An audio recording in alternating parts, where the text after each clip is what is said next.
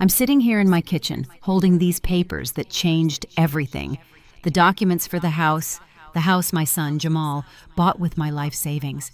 My hands are trembling, not from anger, but from a sadness so deep it hurts to breathe. I've just found out something I never could have imagined. My bedroom door is ajar, and I can hear every word of the phone call Jamal is having with his wife, Keisha. His voice is full of excitement, planning their future. Our future, or rather, their future. Yeah, baby, everything's all set. The papers came in today. The house is officially ours. I hear him laugh, that same laugh that used to fill me with such joy when he was a boy. Your mama is going to be so happy to live with us. Finally, Miss Cynthia will have her own room with a view of the garden, just like she always wanted. My heart stops. Miss Cynthia, his mother-in-law, Keisha's mother, is going to live in the house I paid for. The house where I thought I'd have my place, my space, my family. And me, Jamal? I whisper out loud, knowing he can't hear me. I continue to listen. Nah, baby, we already talked about this. My mom's fine in her apartment. Besides, you know how she is. She always finds something to fuss about. It's better this way, more peaceful for everyone. Us, the kids, and your mom. A real family. A real family. The words stab my chest like ice-cold needles. I, who sacrificed my entire life savings, who sold my mother's jewelry, who mortgaged my financial peace of mind so he could have this house. I'm not part of their real family. I close my eyes and memories crash over me like waves. It was 6 months ago when Jamal came to my place with that sad puppy dog face he always puts on when he needs something. He sat exactly where his phone is now, at this kitchen table, and explained his dream. Mama, I found the perfect house. It's everything Keisha and I ever dreamed of. 3 bedrooms, a yard for the kids in a nice neighborhood, but I need your help. I just need $20,000 for the down payment. I promise I'll pay you back in 2 years, Mama. And of course, you'll always have a place with us. You'll always have a place with us. Those were his exact words. I remember them because I wrote them down that night in my journal. I was so excited I couldn't sleep. Finally, after years of feeling like a visitor in my son's life, I'd have a place. A home where I could grow old, surrounded by the laughter of my grandchildren, family dinners, and warm holiday gatherings. Jamal, baby, did you tell your mom about the plans yet? Keisha's voice cuts through the phone like a knife. What plans, baby? The plans that she's not moving in with us, that the house is just for the 3 of us adults and the kids. You know my mom needs her peace, and we already talked about how your mom can be hard to live with. Hard to live with. I, who have lived 69 years without bothering a soul, who raised this man on my own after his father left us, who worked double shifts to pay for college, who never asked for anything in return. I'm hard to live with. No, I haven't told her yet, Jamal says. I figured we could talk about it after the move. You know how she gets when things change. You know how she gets. They're talking about me as if I'm a difficult child, not the woman who is giving them the opportunity to have this house. I get up from my chair in silence and walk to the window. Outside it's raining, and the drops slide down the glass like the tears I won't let myself cry. 25 years working as a secretary at that drab office. 25 years saving every dollar, denying myself small luxuries, buying clothes on sale, packing my lunch. Also, I'd have something to leave my son, to have security in my old age, so I wouldn't be a burden. And now it turns out I'm a burden anyway. Baby, I think we need to start figuring out how we're going to tell her. Maybe we could suggest she find a smaller apartment, something more in line with her needs, something more affordable. Keisha's voice sounds so natural, so practical, as if they're just discussing what to have for dinner. Something more affordable, right? Now that they have my $20,000, now that they've gotten what they wanted, it's time for me to find something more affordable, something more in line with my needs. As if my needs don't include the love and company of my only family. The phone falls silent, and I hear Jamal's footsteps coming toward the kitchen. I quickly sit down and pretend to be looking at the electric bill as if I heard nothing, as if my world hadn't just crumbled in the last 10 minutes. "Hey, Mama, how you doing?" His voice is normal, affectionate, as if he hadn't just finished planning to exclude me from the life I helped pay for. "I'm good, son. Are the papers for the house all set?" "Yeah, perfect. Everything's in order. We'll be able to move in soon and start a new chapter." A new chapter for him, for Keisha, for Miss Cynthia, and for his kids.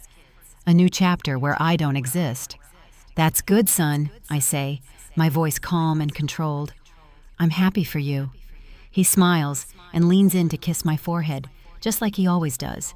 That gesture that once filled me with such tenderness now feels like a mockery, like the kiss of Judas.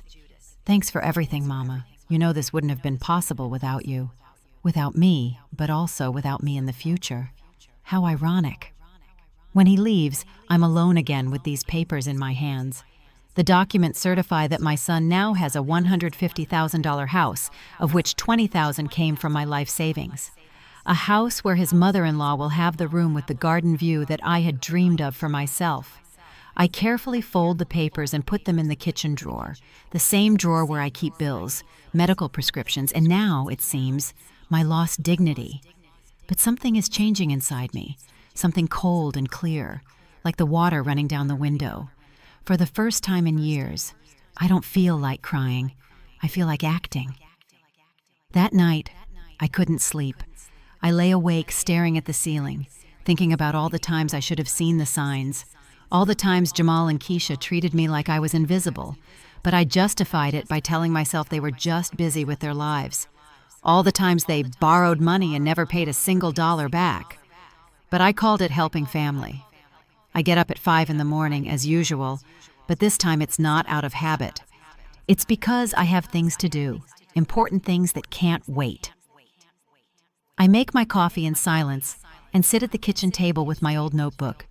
It's where I usually write down my monthly expenses, but today I'm going to write something different.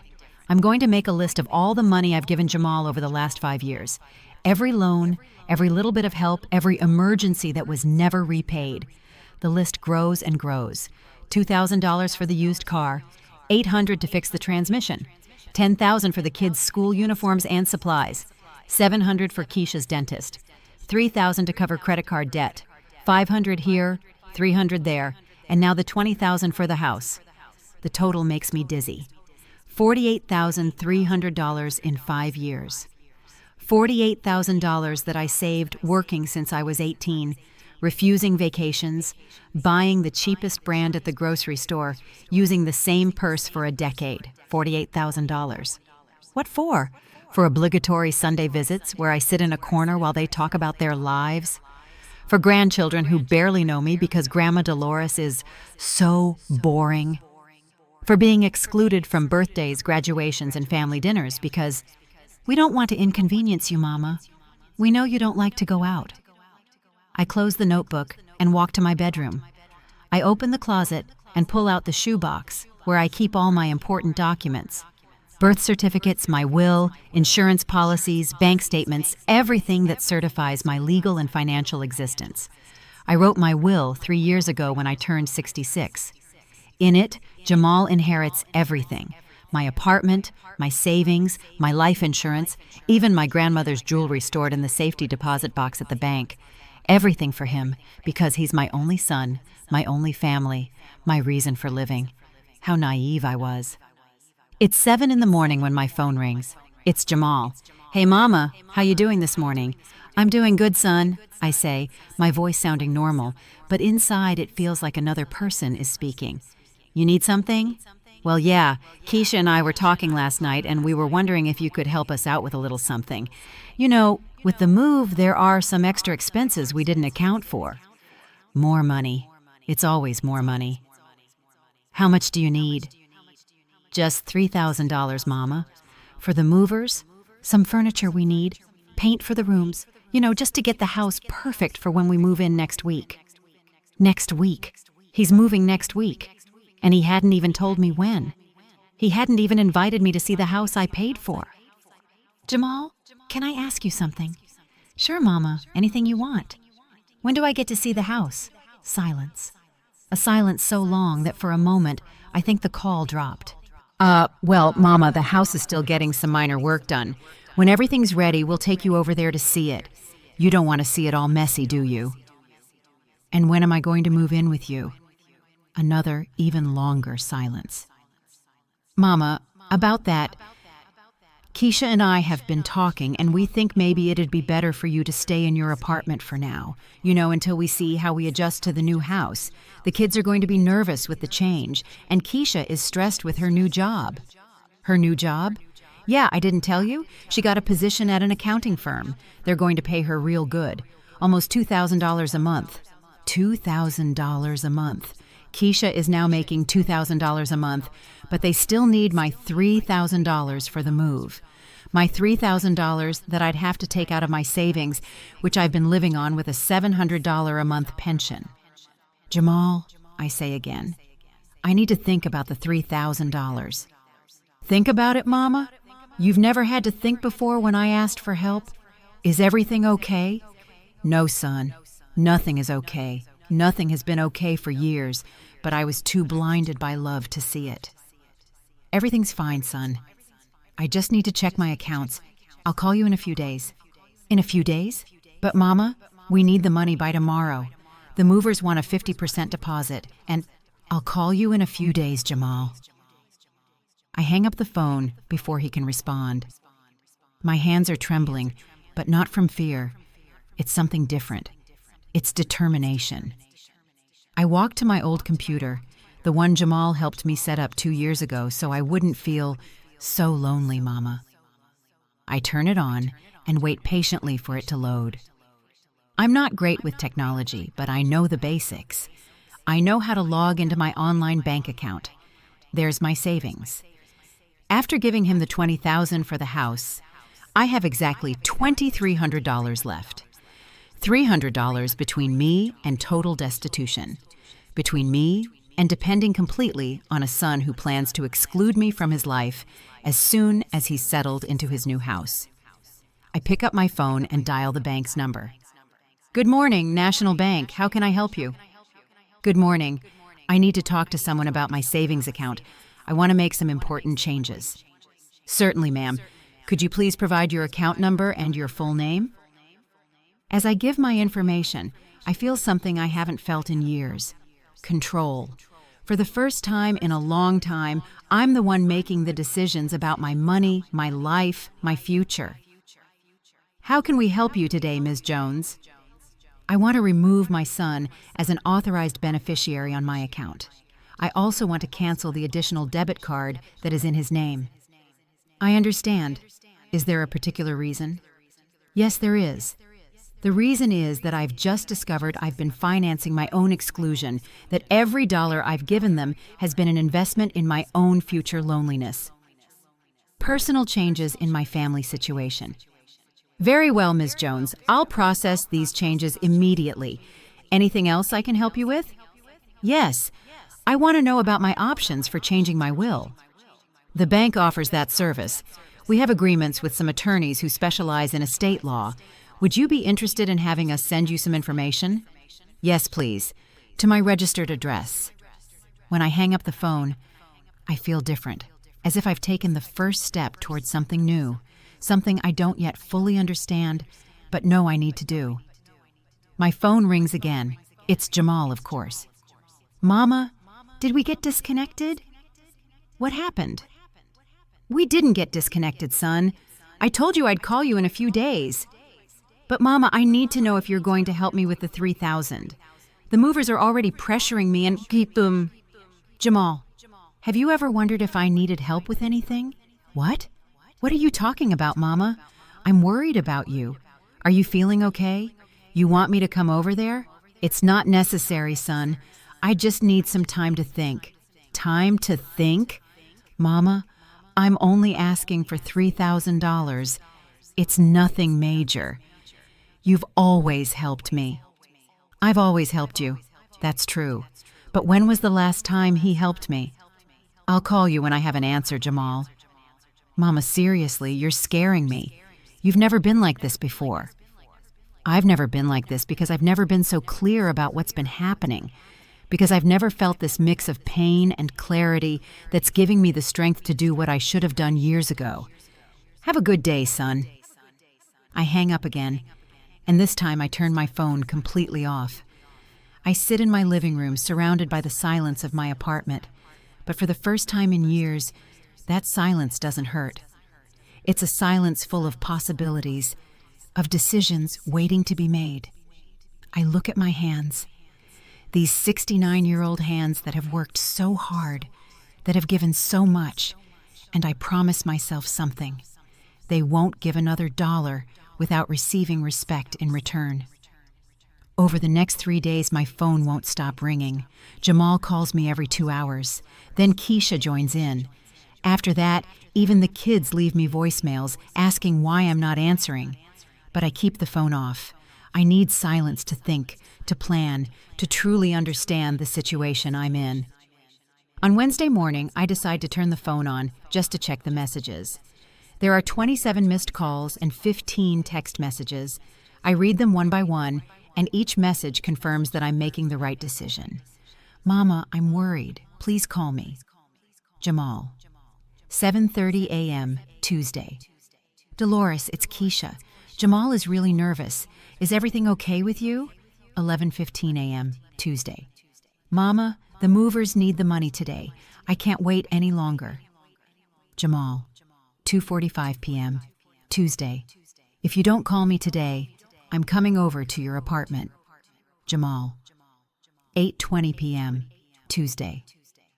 Grandma, Dad says you're sick. Are you okay? My grandson, 8-year-old DeAndre. My grandson, asking about me because his father told him I'm sick. Because for Jamal, the only explanation for me not immediately giving him money is that I must be sick. But the message that hurts the most, and at the same time gives me the most clarity, is the last one, sent early this morning. Mama, if this is about the house, we can talk. Maybe we can find a solution for you to have your space too, but I need you to help me with the move first. Then we'll fix the other stuff. Jamal. 6:30 a.m. today. Then we'll fix the other stuff. The other stuff is me, my place in their lives, my right to be in the house I financed, my dignity as a mother and a person. All of that is the other stuff that can be fixed later, once he gets what he needs. I get dressed carefully, brush my hair, and put on a little makeup. Today, I'm going out, and I have several important appointments. The first is at the bank at 10 in the morning. I walk the 6 blocks to the bank, enjoying the fresh air. I hadn't realized how much I missed walking without a rush, without thinking about the constant needs of others, just focused on my own thoughts and plans. At the bank, Ms. Anderson, the same woman who helped me on the phone, greets me.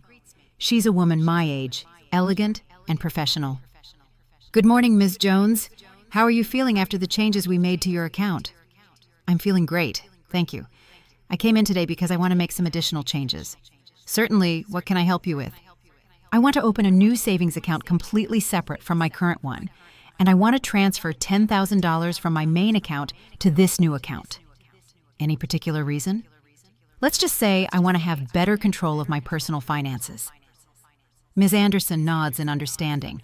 She's probably seen similar cases before, older women who need to protect their savings from family members who see them as an unlimited resource.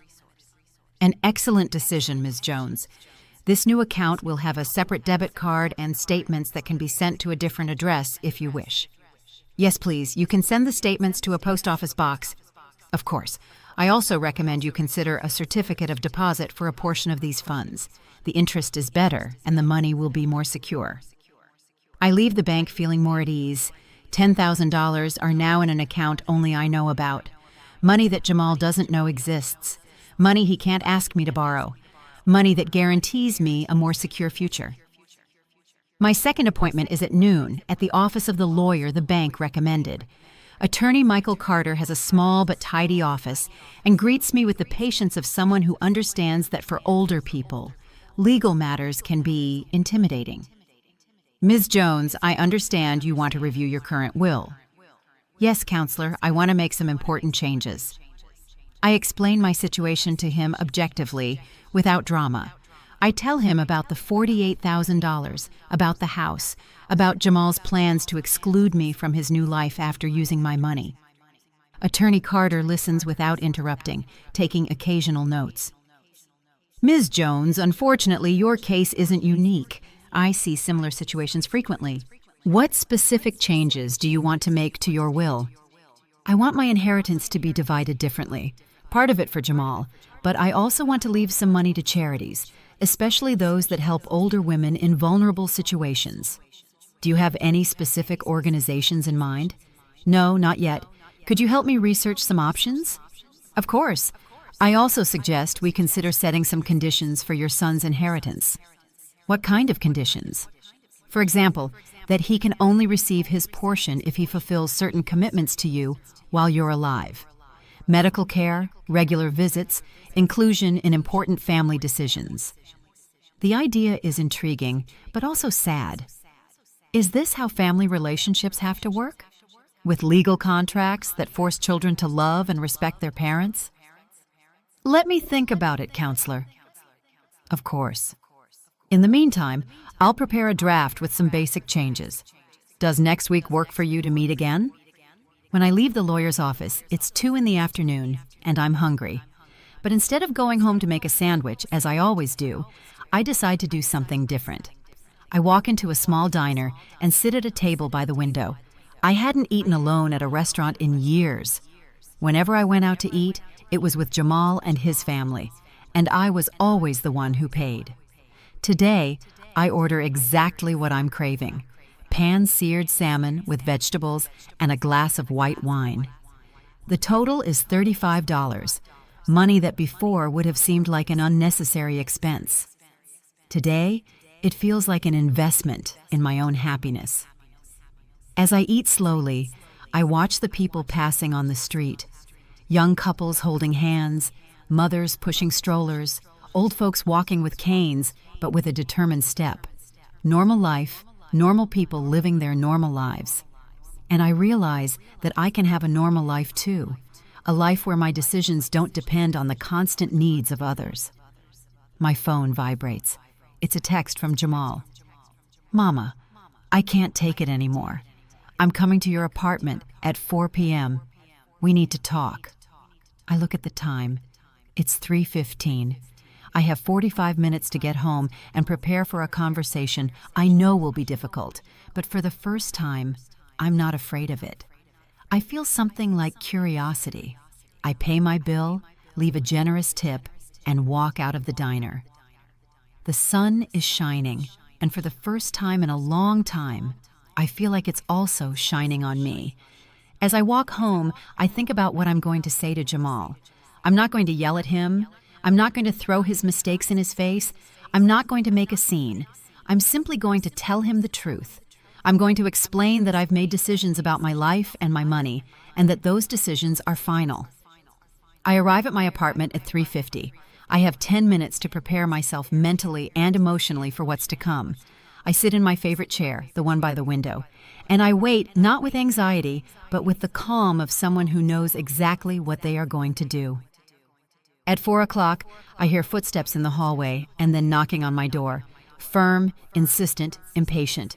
The knocks of someone who is used to the door being opened immediately, to their needs being attended to without delay. I get up slowly, smooth out my skirt, and walk to the door. Before I open it, I take a deep breath and remind myself, this is my house, this is my money, this is my life, and for the first time in years, I'm going to act accordingly. I open the door, and there's Jamal, but he's not alone. Keisha is standing behind him with an expression I know well, the face she makes when she wants to get something, but pretends she's worried about my well-being. They both look at me as if I'm a lost child they've finally found. Mama, thank God you're okay. We were so worried. Jamal starts to reach for a hug, but there's something forced in his gesture. Why weren't you answering the phone? Do you know how much you distressed us? Hello, Keisha, I say, and she just nods. I'm not a child, Jamal. You caused me more distress in the last 3 days than I've ever caused you. Mama, what are you talking about? We're a family. We need to be able to talk about things. Talk about things? You talked about me, but not with me. You talked about how I'm hard to live with, how you were going to put me in a more affordable apartment, all while using the money I gave you for your real family. You talked about me like I was a burden, a complicated problem that needed to be managed, not a person. Jamal's face pales. He glances at Keisha, who looks horrified. Mama, that's not what happened. We were just what, Jamal? Just planning to use me and then toss me aside? The $20,000, Jamal, the $48,300 I've given you over the last 5 years. Did you think it was an endless well? Did you think my love for you was a transaction, something you could get for free? Mama, please, I'm so sorry. I know we messed up. Keisha and I have been talking and we've changed our minds. We want you to live with us. We'll make it work, I promise. No, you won't, I say calmly. You won't, because you only want me to live with you now that you think you might lose something. You don't want me because you love me. You want me because you're afraid you'll lose access to me. But you've already lost me, son. You lost me when you decided I wasn't part of your real family. He starts to cry, big, heaving sobs, and Keisha tries to comfort him. Mama, please don't say that. I am saying it, I say firmly. And I'm saying something else. I'm no longer the Bank of Dolores. I am not a financial resource for you to tap whenever you need it. The $3,000 you need for your move, you can find it somewhere else, because you won't get a penny from me. Not now, not ever again. Jamal looks at me, his face stained with tears, and the boyish puppy dog look is gone, replaced with a look of genuine shock and hurt.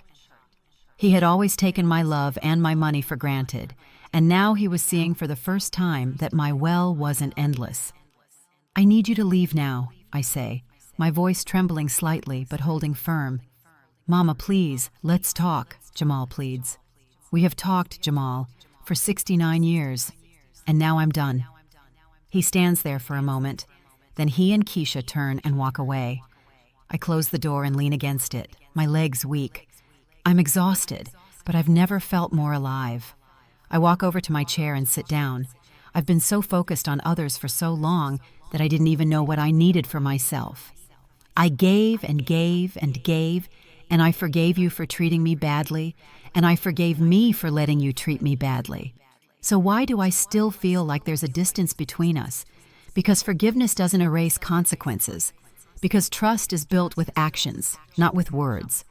When they're gone, I stand by the window for a long time. I don't know if Jamal will really change. I don't know if he'll manage to go a whole year without asking me for money. I don't know if we'll ever be able to build a real relationship. But I do know one thing. I'm no longer afraid to be alone. I'm no longer afraid to say no. I'm no longer afraid to stand up for my own dignity. I pick up my phone and dial Leonida's number. Hey girl, how was your day? It was interesting. Jamal came to visit me. And how was it? Different. Maybe there's hope after all. I'm glad. What are your plans for this afternoon? I was thinking of going to the park, maybe sitting and reading under that big tree I like. Want some company? I would love it. As I get ready to go out, I look in the hallway mirror. I see a 69-year-old woman who learned too late that her own worth is not measured by what she can give to others. A woman who found the courage to claim her life back. And for the first time in a very, very long time, I smile.